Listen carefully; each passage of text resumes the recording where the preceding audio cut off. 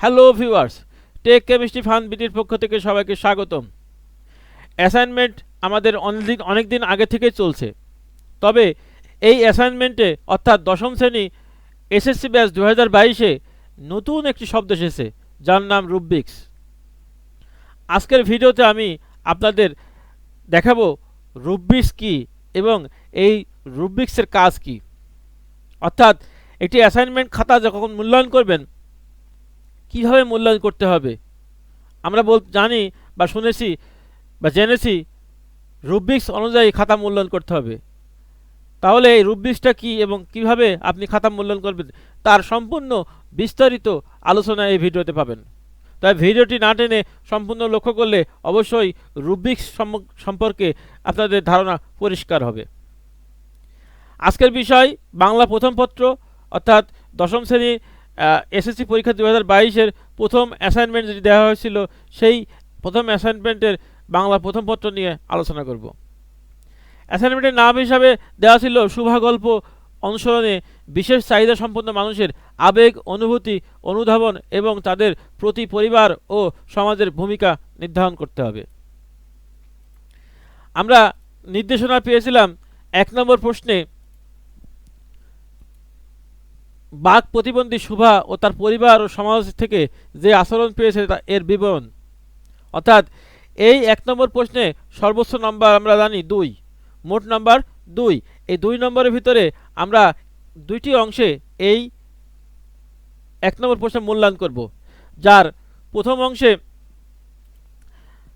বিরূপ আচরণ শনাক্ত করতে পারলে তাকে আমরা এই 2-এর মধ্যে 1 দিব, এবং বিরূপ আচরণ শনাক্ত করে ব্যাখ্যা করতে পারলে তাকে আমরা 2-এ 2 দেব। অর্থাৎ কেউ যদি বিরূপ আচরণ শনাক্ত করতে পারে তাহলে সে 1 পাবে, এবং তার সম্পূর্ণ ব্যাখ্যা দিতে পারে তাহলে 2-এর মধ্যে 2ই তাকে দিতে হবে। এরপর আমরা 2 নম্বর প্রশ্ন, যেখানে আমরা দেখতে পাচ্ছি এখানেও মোট নাম্বার 2। প্রশ্নটি ছিল শুভার প্রতি পরিবার ও সমাজের প্রত্যাশিত ইতিবাচক আচরণ। এখন মূল্যায়ন আপনারা লক্ষ্য করেন, এখানেও মোট নাম্বার ছিল 2, যার প্রথমে ছিল প্রত্যাশিত ইতিবাচক দিক বা আচরণ উল্লেখ করতে পারলে সে 1 পাবে। অর্থাৎ সেই ইতিবাচক আচরণগুলো কি সেটি যদি উল্লেখ করতে পারে তাহলে 2-এর মধ্যে তাকে 1 দিতে হবে, এবং যদি এই আচরণ উল্লেখ সহ ব্যাখ্যা করতে পারে তাহলে 2-এ 2 দিতে হবে। এরপরে 3 নম্বর প্রশ্ন, তোমার চেনা বা জানা একজন বিশেষ চাহিদা সম্পন্ন মানুষের বেড়ে ওঠার প্রতিবন্ধকতা সমূহ। মূল্যায়ন আমরা এখানে দেখতে পাচ্ছি মূল্যায়ন 3টি ধাপে হবে। যার প্রথমে যদি সে 1টি বা 2টি প্রতিবন্ধকতা উল্লেখ করতে পারে তাহলে আমাকে 1 দিতে হবে। 3টি বা 4টি প্রতিবন্ধক উল্লেখ করতে পারলে বা ব্যাখ্যা করতে পারলে তাকে 2 দিতে হবে, এবং 5 থেকে 6টি প্রতিবন্ধকতা উল্লেখ সহ ব্যাখ্যা করতে পারলে তাকে 3-এর মধ্যে 3 দিতে হবে। অর্থাৎ এই যে 3 নম্বরের একটি প্রশ্ন, সেটি 3টি অংশে ভাগ। যার প্রথম অংশে আছে 1 থেকে 2টি প্রতিবন্ধকতা, দ্বিতীয় অংশে আছে 3 থেকে 4টি প্রতিবন্ধকতা, এবং তৃতীয় অংশে আছে 5 থেকে 6টি প্রতিবন্ধকতা। এগুলো কয়টি সে উল্লেখ করছে তার উপরে নির্ভর করবে তার প্রাপ্ত নাম্বার।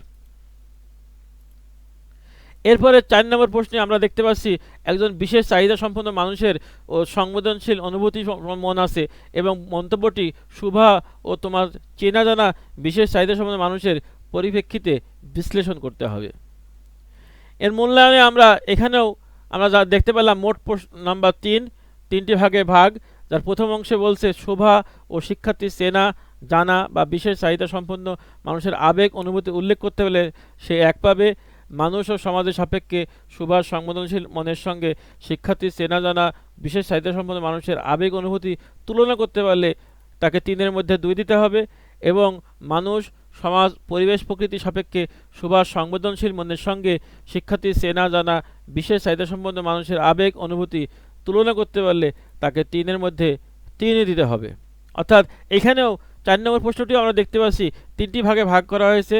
যে যদি সে আবেগ অনুভূতি উল্লেখ করতে পারে তাকে 1 দিতে হবে, যদি আবেগ অনুভূতি তুলনা করতে পারে তাহলে তাকে 2 দিতে হবে, এবং মনের আবেগ অনুভূতি ব্যাখ্যা করতে পারলে এবং সম্পূর্ণ সঠিকভাবে লিখলে তাকে আমাদের 3-এ 3 দিতে হবে। এই হচ্ছে আমাদের বাংলা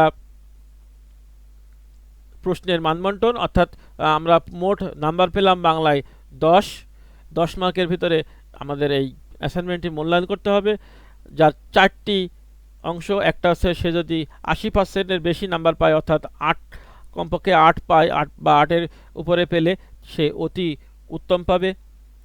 70 থেকে 79% অর্থাৎ 7 পেলে সে উত্তম পাবে।